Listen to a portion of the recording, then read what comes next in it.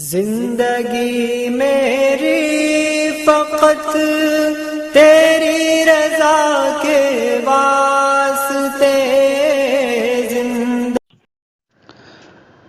نحمده ونصلي على رسوله الكريم عن سهل رضي الله تعالى عنه أنه قال رسول الله صلى الله عليه وسلم لا يزال الناس بخير ما عجلوا الفطر متفق عليه۔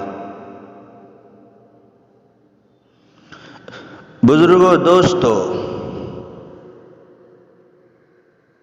اور میری ماں بہنوں، آج میں آپ کے سامنے افطار کب کرنی چاہیے، روزہ کب کھولنا چاہیے اور افطار کے وقت میں کی جانے والی دعا ضرور قبول ہوتی ہے، چنانچہ حدیثوں میں یہ بات آ کر ہے۔ تو قبولیت دعا کا کون سا وقت ہے، وہ وقت کون سا ہے جس میں اللہ رب العزت دعا قبول فرماتے ہیں؟ افطار کے وقت۔ اور ہم میں سے بہت سارے لوگ غلطی کر بیٹھتے ہیں اور غلطی کر رہے ہیں، اس کا ازالہ کرنا چاہتا ہوں۔ بزرگان محترم، رسول اللہ صلی اللہ علیہ وسلم نے ارشاد فرمایا، بخاری مسلم کی حدیث ہے اور اس حدیث کے راوی حضرت سہل ہیں۔ آقا علیہ السلام نے فرمایا، لا يزال الناس بخیر ما عجلوا الفطر۔ اس حدیث پاک کا ترجمہ یہ ہے، لوگ برابر بھلائی میں رہیں گے جب تک کہ افطار میں جلدی کریں گے۔ افطار میں جلدی کا مطلب یہ ہے،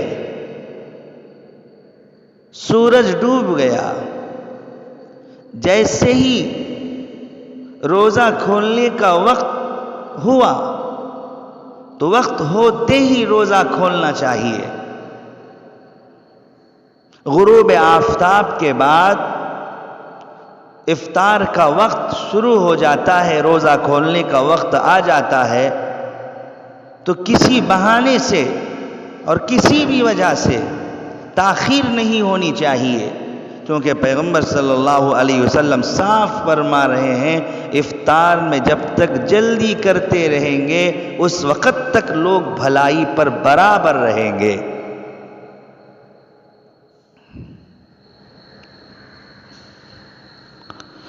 تو کس دنیا کے کس کونے میں بھی رہے آدمی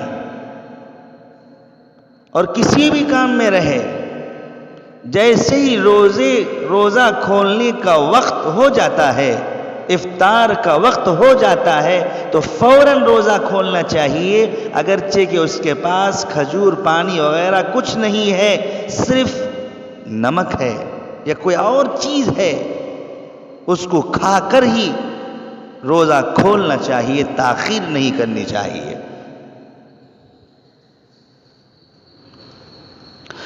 حضرت امیر شریعت مفتی اشرف علی صاحب رحمۃ اللہ علیہ فرمایا کرتے تھے، بہت سارے لوگ احتیاط کے نام پر روزہ کھولنے میں تاخیر کرتے ہیں۔ ارے یار، صبح سے شام تک تو ہم اتنے گھنٹے بھوکے پیاسے تو رہے ہیں، اور 2-3 منٹ احتیاطاً تاخیر کریں گے تو اس میں کوئی حرج نہیں، کیا پریشانی ہے؟ یہ کہہ کر احتیاط کے نام پر تاخیر سے روزہ کھولتے ہیں، یہ ان کے احتیاط نہیں بلکہ احتیاط کے نام پر بد احتیاطی ہے، صحیح نہیں ہے۔ تو حدیث پاک میں یہ حکم دیا گیا ہمیں کہ روزے کا وقت جیسے ہی، روزہ کھولنے کا وقت جیسے ہی شروع ہوتا ہے، تو فوراً ہم روزہ کھولنا چاہیے۔ اور دوسری بات یہ ہے، افطار کے وقت حدیثوں میں جو دعا قبول ہونے کی جو بات آئی ہے، اللہ رب العزت افطار کے وقت میں کیے جانے والی دعا کو اللہ ضرور قبول کرتے ہیں، ریجیکٹ نہیں کرتے، رد نہیں کرتے۔ حدیثوں میں آئی ہے بات، یعنی اللہ رب العزت ضرور افطار کے وقت کی دعا قبول کرتے ہیں۔ اور وہ وقت سے کون سا وقت مراد ہے؟ اور وہ وقت سے کون سا وقت مراد ہے؟ تو اس کو ہم سمجھنا چاہیے کہ بہت سارے لوگ افطاری کے وقت سے پہلے غروب آفتاب کے وقت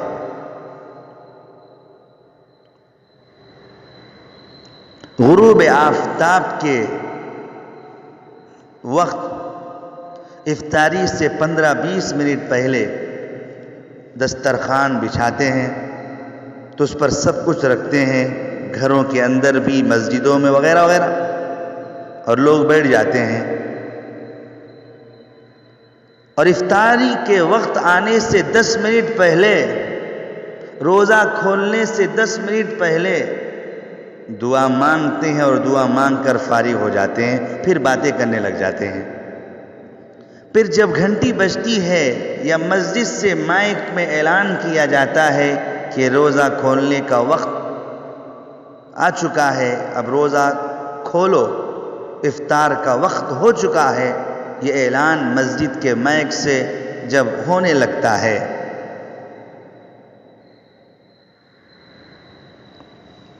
تو اس وقت آپ کھجور اٹھا کر منہ میں رکھ لیتے ہیں یا پانی پی لیتے ہیں اور کچھ دعا نہیں پڑھتے۔ حقیقت تو یہ ہے، افطار کے وقت میں دعا قبول ہوتی ہے، اس کی حقیقت تو یہ ہے، جیسے ہی افطار کا وقت شروع ہوتا ہے، گھنٹی بجتی ہے یا مسجد سے اعلان ہوتا ہے، افطار کی دعا جب پڑھائی جاتی ہے، آدمی جب ہاتھ میں کھجور یا پانی لیتا ہے، اس وقت دعا مانگنی چاہیے۔ یہ وقت قبولیت کا وقت ہے، اس وقت دعا مانگنی چاہیے۔ اس سے پہلے 10 منٹ یا 15 منٹ پہلے وہ قبولیت کا وقت نہیں ہے۔ تو جب آپ روزہ کھولتے ہیں، جب روزہ کھولنے کا وقت آتا ہے، ہاتھ میں کھجور لیتے ہیں یا کوئی اور چیز یا پانی لیتے ہیں، تو کھجور ہاتھ میں لیے ہوئے منہ میں ڈالتے وقت یا منہ میں رکھتے وقت یا پانی منہ میں رکھتے وقت جو دعا ہم پڑھتے ہیں، اللہم لک صمت وعلیک توکلت وعلی رزقک افطرت، تو اس کے ساتھ ساتھ دوسری دعائیں کرنا چاہے تو کر سکتے ہیں اور کرنا چاہیے۔ وہی وقت قبولیت کا وقت ہے، اس سے پہلے کا وقت قبولیت کا وقت نہیں ہے۔ افطار کے وقت میں جو دعا مانگی جائے تو قبول ہوتی ہے، کب؟ اس وقت جب افطار کا وقت ہو جاتا ہے اور کھانے کے لیے ہاتھ میں کوئی چیز اٹھاتے ہیں، اس وقت دعا پڑھتے ہیں، اس وقت کی دعا قبول ہوتی ہے۔ وہ قبولیت کی وقت کی دعا ہے، وہ وقت قبولیت دعا کا وقت ہے۔ اس لیے ہمیں چاہیے کہ سورج غروب ہونے کے وقت اور افطار کا وقت آنے سے پہلے 10-20 منٹ پہلے تو ہم دعا میں لگ کر عین وقت میں دعا کرنا بھول جاتے ہیں۔ اس لیے میں آپ سے درخواست کرتا ہوں کہ آپ جب روزہ کھولنے کا وقت شروع ہوتا ہے، جیسے ہی گھنٹی بجتی ہے، جب دعا پڑھائی جاتی ہے اللہم لک صمت کی دعا، اس وقت دعا مانگیے، جو بھی مانگنا ہے، جو بھی دعا کرنا ہے مانگیے، تو اس وقت اللہ ضرور دعا قبول کرتے ہیں۔ وہ وقت قبولیت کا ہے، اس سے پہلے کا نہیں۔ تو اس کے ساتھ ساتھ یہ بھی دعا پڑھ لیجیے، اللہم اغفر لی، اے اللہ میرے گناہ بخش دے، پوری امت کے گناہ بخش دے، جو بھی مانگنا ہے۔ اور اس وقت کرونا وائرس کی جو وبا بیماری پھیلی ہوئی ہے، تو اس آفت سے بچاؤ کے لیے اللہ سے دعا مانگے کہ اے اللہ کرونا وائرس کی جو وبا بیماری پھیلی ہوئی ہے، اس آفت سے ہمیں بچا۔ اللہم انی اعوذ بک من کرونا وائرس۔ اس کے علاوہ جو بھی آپ دعا مانگنا چاہیں تو مانگیں، پھر اس کے بعد کھجور منہ میں رکھیں، پھر اس کے بعد پانی پیے۔ تو افطار کے وقت جو دعا قبول ہوتی ہے اس کا معنی یہ ہے، جیسے ہی گھنٹی بجنے لگتی ہے افطار کی دعا مسجد کے مائک سے جب پڑھایا جاتا ہے، جب وقت شروع ہوتا ہے، جب آپ دعا پڑھتے ہیں اللہم لک صمت کی جو دعا پڑھتے ہیں، پھر اس کے بعد کھجور اٹھاتے ہیں، کھجور اٹھاتے ہوئے منہ میں رکھنے کے وقت یا پانی پیتے وقت، اس وقت میں جو بھی آپ دعا مانگنا چاہیں تو مانگیے، وہ قبولیت دعا کی وقت ہے، اس سے پہلے نہیں۔ اس مسئلے کو بھی آپ سمجھیں۔ اللہ تعالیٰ سے دعا فرمائیں مجھے اور آپ کو صحیح طور پر دین کو سمجھنے اور اس پر عمل کرنے کی توفیق نصیب فرمائے۔ ایک اور گزارش آپ سے میں یہ کرنا چاہتا ہوں، رمضان کا مہینہ لاک ڈاؤن میں چل رہا ہے، آپ حضرات جانتے ہیں۔ ہر طرف پریشانی ہی پریشانی، اور علماء اکرام کی طرف سے، امیر شریعت کرناٹک کی طرف سے، اور بہت سارے علماء اکرام کی طرف سے واٹس ایپ میں خبریں آئی ہیں اور پیغامات آئے ہیں۔ حضرت مولانا سجاد نعمانی صاحب دامت برکاتہم کی طرف سے بھی ایک کلپ آیا ہے، اور بہت سارے بڑے بڑے علماء بھی بار بار واٹس ایپ کے ذریعے آپ تک یہ بات پہنچا رہے ہیں کہ رمضان کا مہینہ چونکہ عبادتیں مسجدوں میں نہیں ہو رہے ہیں، گھروں میں عبادتیں ہو رہی ہیں، اس لیے شاپنگ وغیرہ سے، کپڑوں کی شاپنگ اور بازاروں کے چکر لگانے سے سخت پرہیز کیجیے۔ سیدھا سادہ گزر رہا ہے رمضان، اس لیے سیدھا سادہ ہی رمضان کو الوداع کہہ کر بھیجیے۔ عبادتیں خوب کیجیے، لیکن شاپنگ کے نام پر بازاروں میں جا کر نئے جوتے، نئے کپڑے، اور بچوں کے لیے، بڑوں کے لیے، اپنے لیے، دوسروں کے لیے اس طرح بازاروں میں چکر نہ لگائیے، اس سے پرہیز کیجیے، کیونکہ بڑی سازشیں چل رہی ہیں اسلام کے خلاف اور مسلمانوں کے خلاف میں۔ عجیب بات تو یہ ہے، دکانیں تو کھولنے کی اجازت دی جا رہی ہے، سب کچھ کی اجازت دی جا رہی ہے، اگر اجازت نہیں ہے تو مسجدوں میں آ کر عبادت کرنے کی اجازت نہیں۔ آپ غور کریں، شاپنگ کرنے میں کوئی پریشانی نہیں،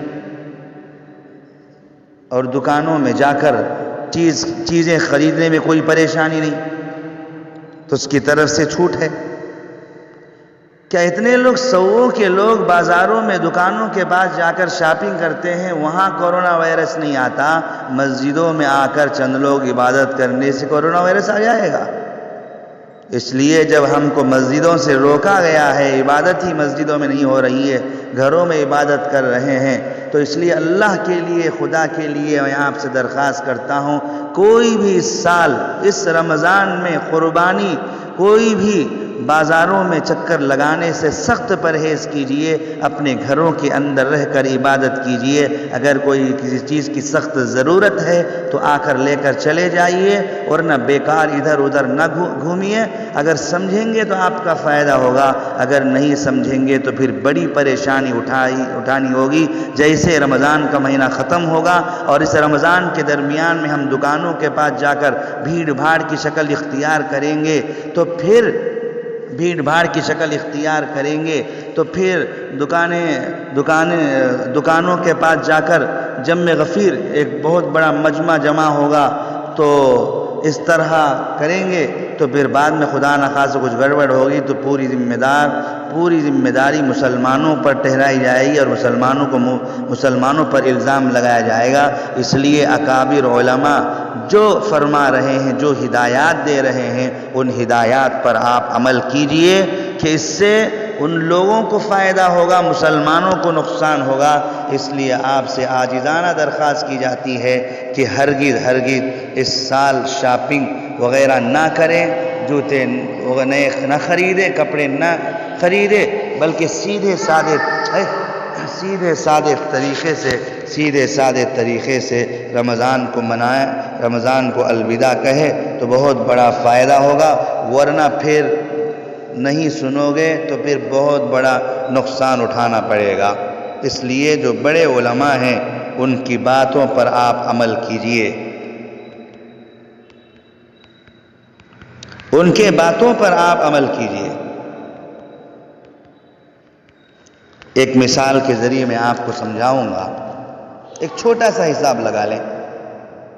فرض کرو اس ہندوستان میں 25 کروڑ مسلمانوں کی آبادی ہے، ایک مثال کے طور پر۔ اگر ہر شخص عید میں درمیانہ خرچہ 1000 روپے بھی اگر ہر آدمی اوسطاً درمیانہ خرچہ 1000 بھی کرتا ہے تو 25 کروڑ مسلمانوں کے حساب سے کتنا ہوگا؟ 2 خرب 50 ارب یا 250 ارب روپیہ ہوں گے، اور اس کا 90% مارواڑی بنیوں کے پاس جاتا ہے، کیونکہ سورت، دہلی، احمد آباد اور ممبئی کے مارواڑیوں میں جاتا ہے۔ اور مارواڑی بنیے مسلمانوں کو کیا کہتے ہیں آپ تو جانتے ہیں۔ اس لیے بھائیوں، عید بہت سادگی کے ساتھ منائیں، اور یہ بھی سمجھیں کہ رمضان کے پہلے ہی دن فوری طور پر دکانیں کھولنے کی اجازت دی گئی، لیکن ریڈ زون علاقوں میں اجازت نہیں دی گئی، کیونکہ ریڈ زون میں زیادہ تر مسلمانوں ہی کی دکانیں ہیں۔ اس لیے بہت محتاط رہنے کا وقت ہے۔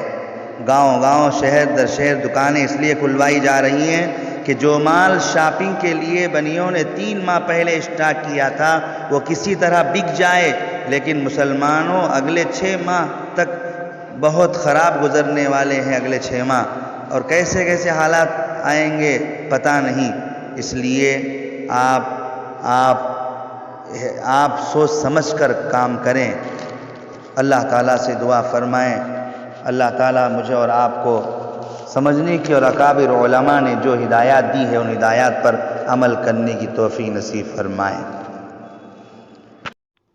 حضرت والا کے چینل کو ضرور سبسکرائب کریں، انشاءاللہ اسی طرح اچھے بیانات آتے رہیں گے۔